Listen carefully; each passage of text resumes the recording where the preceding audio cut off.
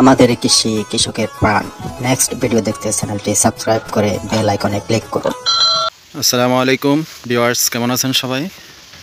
আমাদের কৃষিতে আজকে আপনাদের জন্য একেবারে নতুন এক্সক্লুসিভ একটি ভিডিও নিয়ে হাজির হয়েছি। আশা করি সবাই ভালো আছেন, সুস্থ আছেন। আপনারা ভালো থাকুন, সুস্থ থাকুন, এটাই কামনা করি।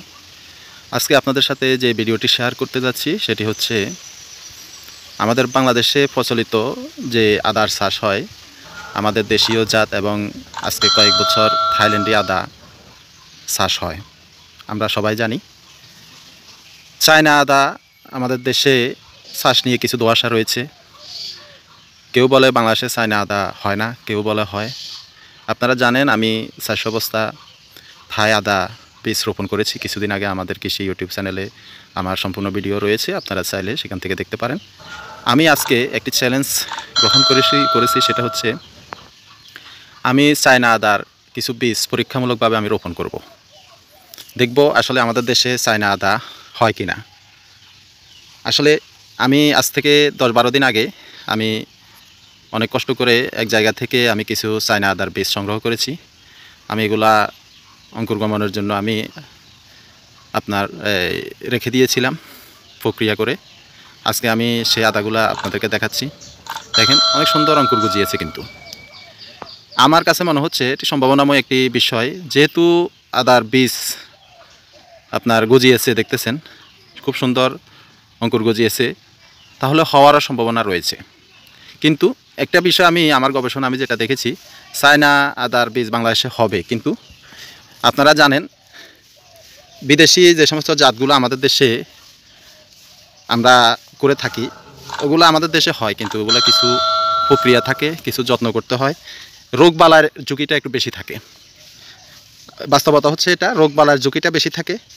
রোগবালার ঝুঁকি এড়ানোর জন্য একেবারে প্রতিটা মুহূর্তে আমাদেরকে বিভিন্ন পরিচর্যা করতে হবে, বিভিন্ন ওষুধ প্রয়োগ করতে হবে, বিভিন্ন ধরনের মেডিসিন যখন যেটা প্রয়োজন সেটা প্রয়োগ করতে হবে। কারণ বাহিরের দেশের সাথে আমাদের দেশের তাপমাত্রা, যে ওয়েদার রয়েছে, ওয়েদারের অনেক অমিল রয়েছে।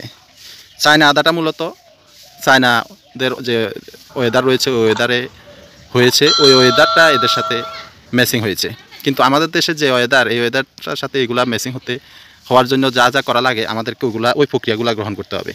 আজকে আপনাদের সাথে সম্পূর্ণ ভিডিওটি দেখবেন। চায়না আদার বীজ শোধন এবং রোপণ পুরোটা আমি একই ভিডিওতে আজকে আপনাদেরকে দেখাবো। পুরো ভিডিওটি দেখলে আশা করি আপনারা উপকৃত হবেন। আশা করি আমি পরীক্ষামূলকভাবে 100 বস্তা আমি চায়না আদার বীজ রোপণ করবো ইনশাল্লাহ। সম্পূর্ণ ভিডিও আপনারা দেখবেন। আমি কিভাবে রোপণ করি, কিভাবে শোধন করি, সম্পূর্ণ আপনাদেরকে দেখাবো।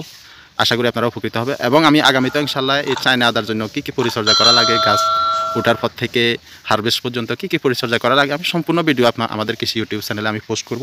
আশা করি আপনারা আমাদের চ্যানেলটি সাবস্ক্রাইব করে নেবেন। সাবস্ক্রাইব করলে ইনশাল্লাহ আপনারা দেখতে পারবেন। সাথে থাকুন। আমি শোধনের জন্য দিয়ে দিয়েছি, আপনারা দেখতে পাচ্ছেন। শোধন কীভাবে করব, কী আসবে ওই জিনিসটা আমি আর ভিডিওটি লম্বা করতেছি না। আপনারা আমার আগের ভিডিওতে অবশ্যই দেখেছেন। আদা শোধন প্রক্রিয়া আমাদের কৃষি চ্যানেলে দেওয়া আছে। আমি সংক্ষেপে আপনাদেরকে বলতেছি। কার্বন ডাইজিন যে মেডিসিনটা রয়েছে, দেখেন কার্বন ডাইজিন মেডিসিনটা আপনারা অটেস্টিনের কার্বন ডাইজিন মেডিসিনটা আমি ব্যবহার করেছি। বিভিন্ন কোম্পানি রয়েছে কার্বন ডাইজিন, আপনারা ওইটা ব্যবহার করতে পারেন। এটা 25 গ্রাম। এই 25 গ্রাম পুরা মেডিসিনটা আমি এখানে দিয়ে দিয়েছি।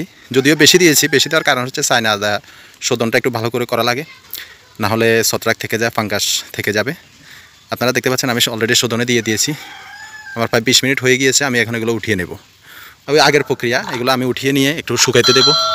বেশি কোনো রোদ না, সাবার ভিতরে একটা জায়গায় আপনারা শুকাইতে দিবেন। এভাবে আমি এটা শুকাইতে দেবো। এটা হালকা পানিটা টেনে গেলে আমি এটাকে উঠিয়ে নেব। উঠিয়ে আমি রোপণ করে দেবো ইনশাল্লাহ। আপনারা সাথেই থাকুন, রোপণ প্রক্রিয়াটাও আপনাদের সাথে শেয়ার করব। আশা করি দেখে আপনারা উপকৃত হবেন।